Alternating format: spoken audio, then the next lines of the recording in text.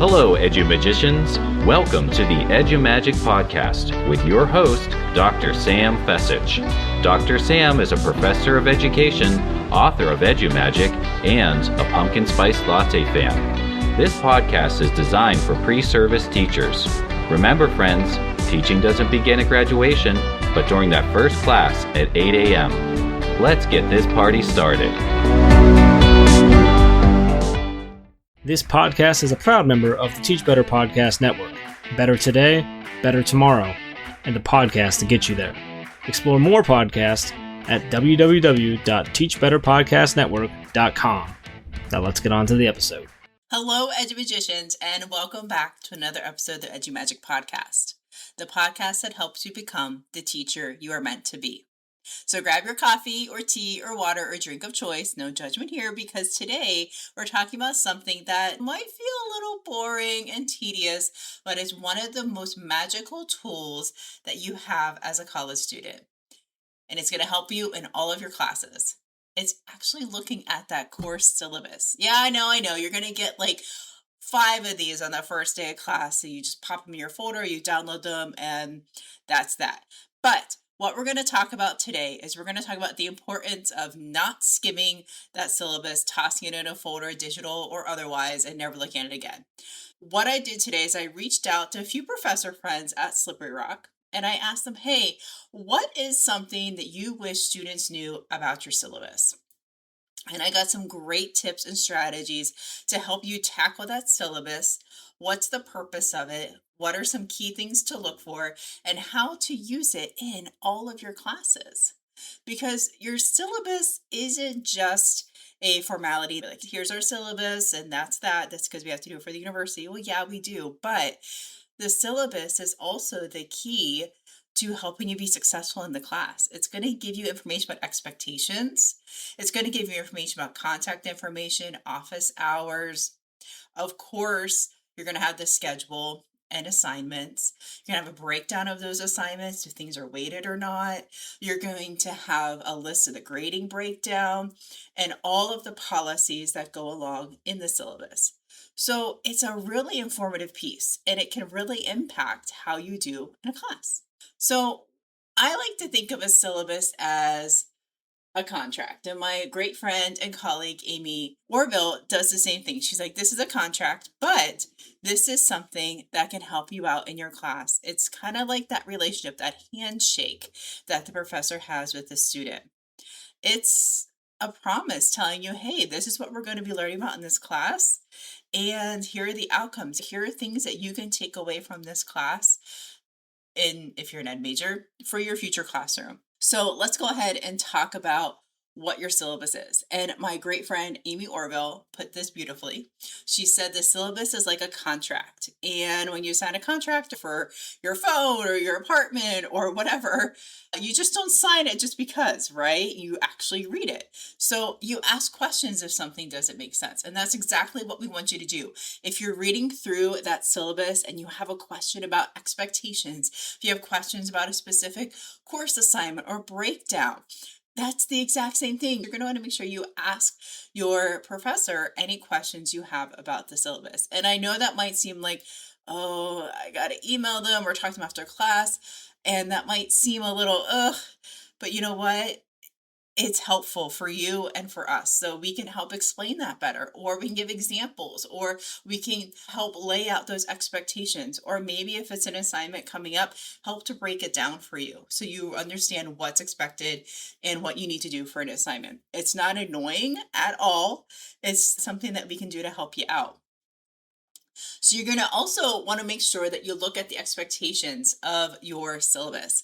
And this came from a couple of my colleagues, Amy, of course, and also my lovely colleague, Kelly. She shared about looking through the expectation sections of your syllabus, because you know what? This is gold. This is going to tell you what your professor cares about. Do they care about punctuality? Well, what are some things that they're looking for in their class? What's their expectation of you? And then something I would like to add, some things I put in my syllabus are expectations that I hold myself to for my students. So for example, I put in there an expectation that I have for myself for my students is during the weekday, I will get back to your emails within 24 hours. I really try to do that. Another one is during the weekends, give me 48 hours to figure it out. Life happens and it's the weekend. I like to include not only expectations for students, but expectations for me as the professor, giving timely, actionable feedback, being open to meeting you for office hours if scheduling is conflicting, being flexible, those type of things. So don't skip that expectation part. It's pretty much the professor saying, hey, here are some ways that you're going to do really well in our class. Another thing you're going to want to look at is the late work policy. And you're going to look at that before you need it, right? One of my colleagues and friends, Junko Yamato, shared that she has a 0 late work policy in her syllabus because she wants students to really take ownership of a professional skill of being on time and turning in your assignments in on time. So it's going to help you in your first classroom, in your practicum, in your field work. And that's why she has a 0 late work policy. Another one of my colleagues says the same thing. She shares that she doesn't allow any late assignments. And that really, I know that might sound like, oh no, I got to get everything on time. What if something happens? Okay, sometimes life happens. Maybe you can reach out to the professor and let them know, not like right before the assignment is due. Let them know if something's scheduled or something like that, you can reach out to and be like, hey, is there any way I can have an extension on this assignment? Sometimes you're able to reach out and sometimes it helps. Sometimes there's no flexibility. But having a no late work policy is really going to help you out in your time management and your planning when it comes to getting all of your assignments together and figure out what you need to do and buffering in study time. So try to get those assignments in as soon as possible. Another one of my colleagues shared that she gives her cell phone number out to her students. So if something comes up, they can reach out to her before there's a bigger problem. Are you seeing some consistency here between professors trying to help students out, helping to support them to get them ready for their first classroom or for student teaching or for field work? It's all about supporting you, the student, and helping you grow as a future educator. There's another thread in here as well. Have you noticed it? Communication. So always keeping that door of communication open, whether that's through email or text or phone call, whatever that might be, keeping that door open because every policy that a professor has might look a little bit different. So don't assume that it's going to work because it works for one class. It might or might not work for another. So find out what the policies are so you can better plan and time manage. Another one is office hours. In the syllabus, you're going to see office hours. What are they? They're not like going to the principal's office or anything like that. They're actually there to help you out. My colleague Trisha said something that was really helpful. She has told me that too many students walk into her consultation office hours and say, I'm sorry to bother you, but you know what? You're not bothering us. That's what we're here for. We're here to help and support you. And just like Trisha said, she wants every single one of you to know that the time is yours and it's built into our schedules for you. And that's absolutely right. Office hours are built there for you to help support you, whether they are questions about an assignment, a reading, a class discussion, a topic that was brought up in class. Come on in. Our door's open. We would love to have you stop by and discuss. So you're not interrupting your professor's day. In fact, you might just be the best part of it. So stop by office hours. It's a good thing. We're there for you. Map out your whole semester. That's something else you're going to need to do when you look at your syllabus.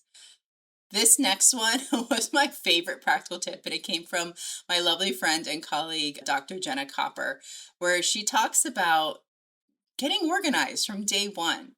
The most successful students are the ones who take every syllabus they get and map out those big deadlines onto one calendar, whether it's Google or Outlook, whatever you love. Because when you see your whole semester at a glance, you're not like blindsided in October when suddenly 3 things are due and a project and a discussion and all that great stuff. And then Laura Strong continues that conversation and she shares, make sure you highlight your due dates, put them in your phone reminders, and chunk your work weeks so you're making progress instead of panicking the night before. So grab all your syllabi, map it out on your calendar, make time for studying, for getting together with a group if it's a group project, and get ready for that semester because it's going to come in full force, right? So make sure you map everything out so then you're not shocked like, oh my gosh, I got 3 papers due.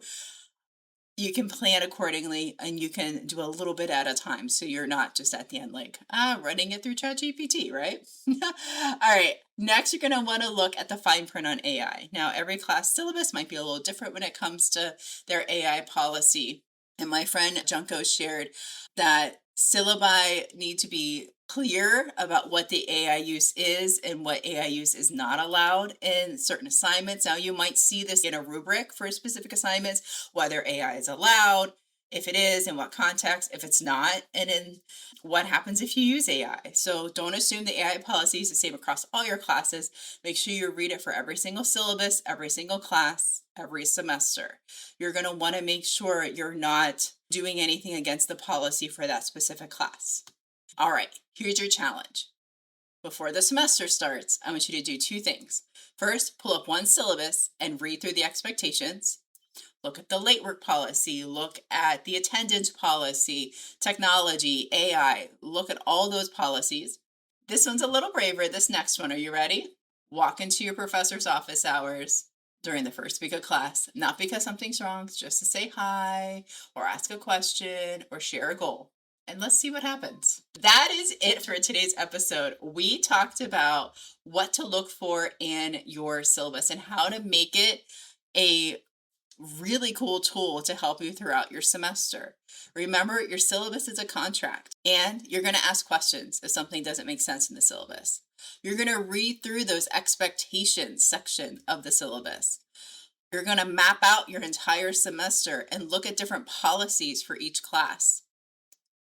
You're going to keep that communication line open with your professors, and you're going to try one of those challenges, right? All right, friends, you got this. Go be edumagical. And remember, you have the edumagic within you. Bye for now.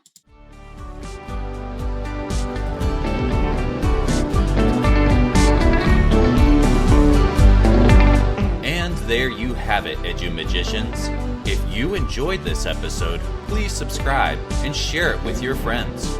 For more EduMagic, check out sfessage.com and follow Dr. Sam on Twitter and Instagram @sfessage. Until next time, you have the EduMagic within you.